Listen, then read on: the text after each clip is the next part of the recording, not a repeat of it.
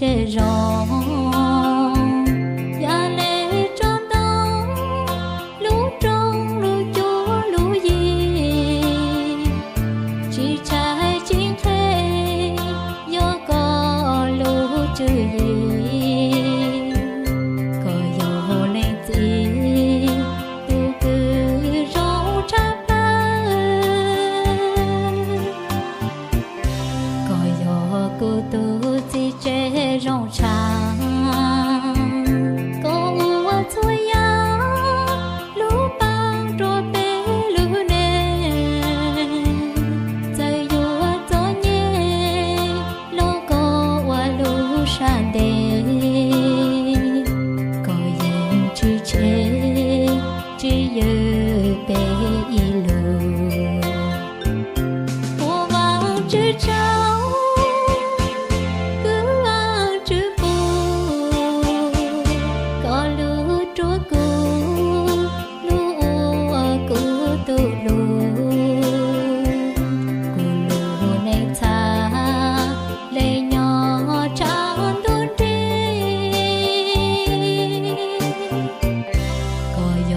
cô tu chỉ chế cứ rong thao hoa chữ bóng cũng mong rong bố chúa con hoa lúa nên nhau nô nô mong lại toàn đi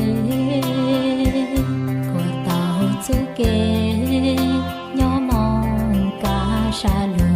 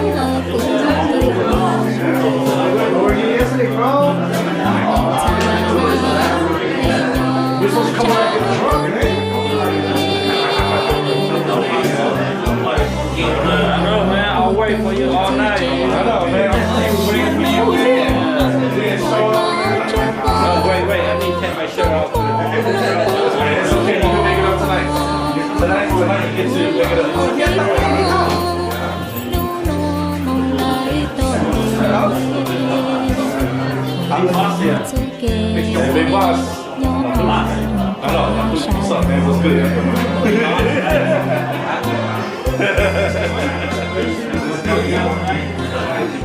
Hey, you say yes.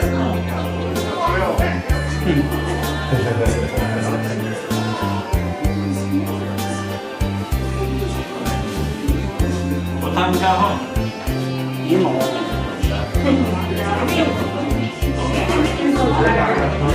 I'm so tired from this one.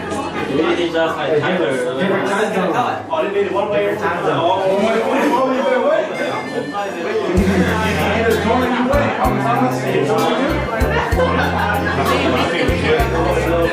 little bit shorter?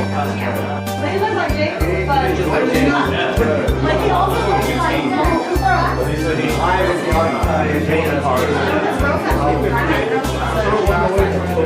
I told the bro to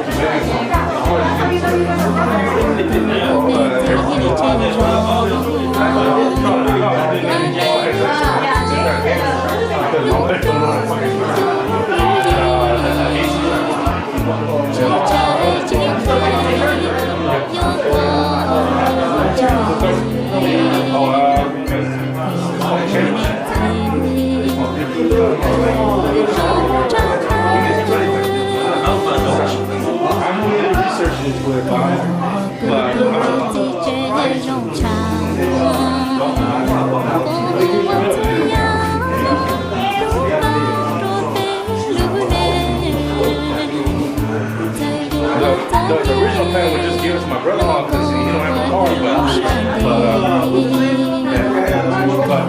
but then my mother-in-law said they're gonna buy him a car, so I was like, whatever.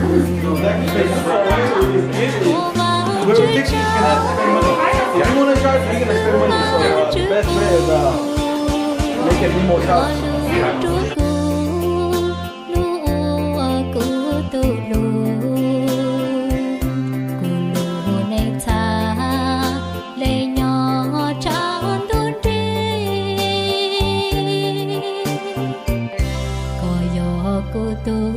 kênh Ghiền Mì Gõ để không bỏ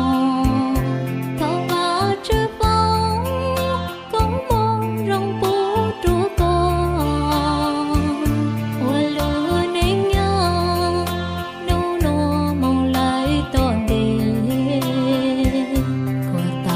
chú kê nhỏ mong cả xa lời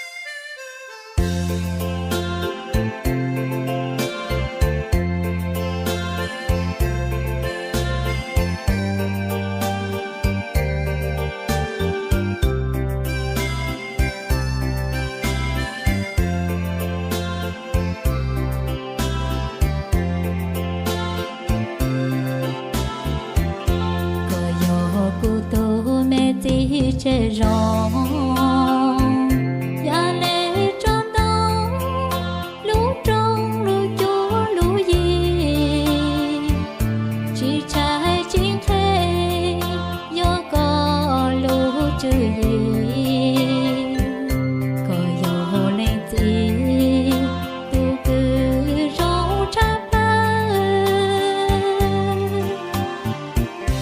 có yo cô tu chỉ chế rong trắng có ua thôi ya lú băng rồi bé lú bé Hello, Mika.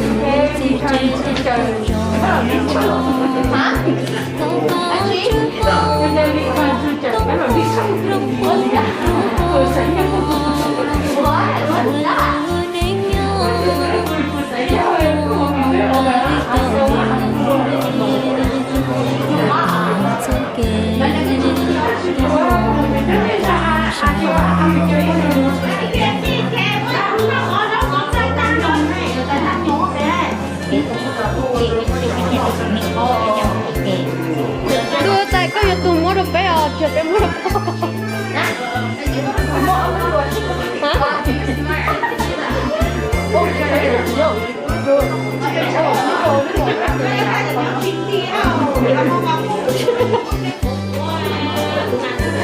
I think you guys might have to get those the beef soup, new ones. Like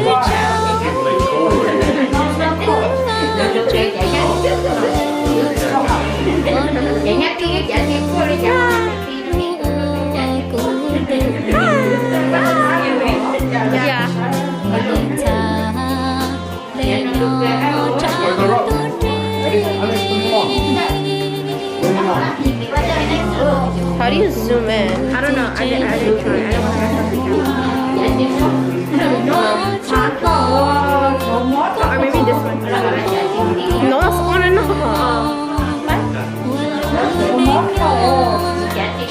hò. mong lại còn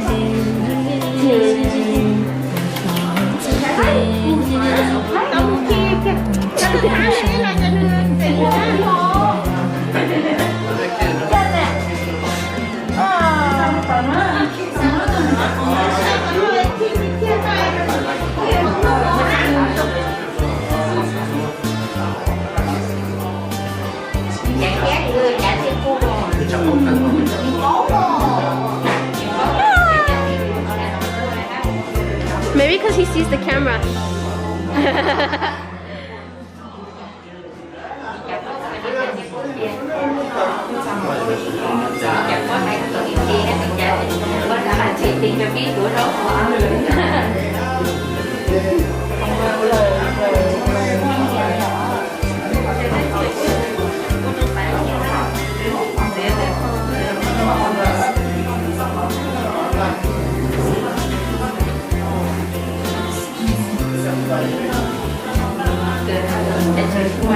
Mena, go get the go look at camera. Đã lẽ cho tao lúc trong lũ gì chỉ trai chính thế nhớ còn Mình cứ chỉ sai quẹ. Nó.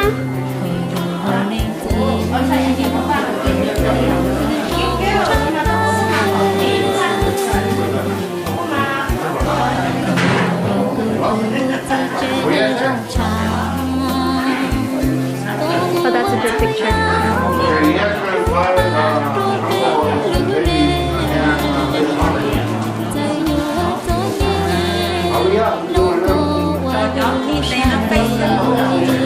Oh, yup. Nó cá là. Chị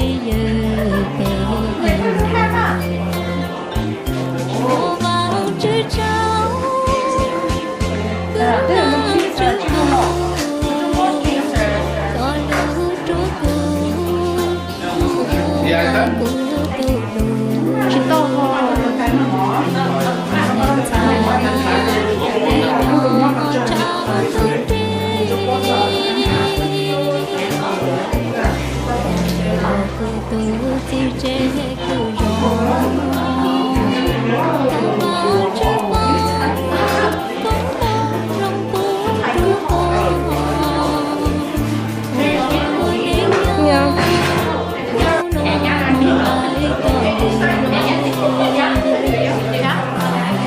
Cái ăn của Thái có đó, thì như thế để mất chiều còn những nữa thì muốn tính cỡ ra yeah yeah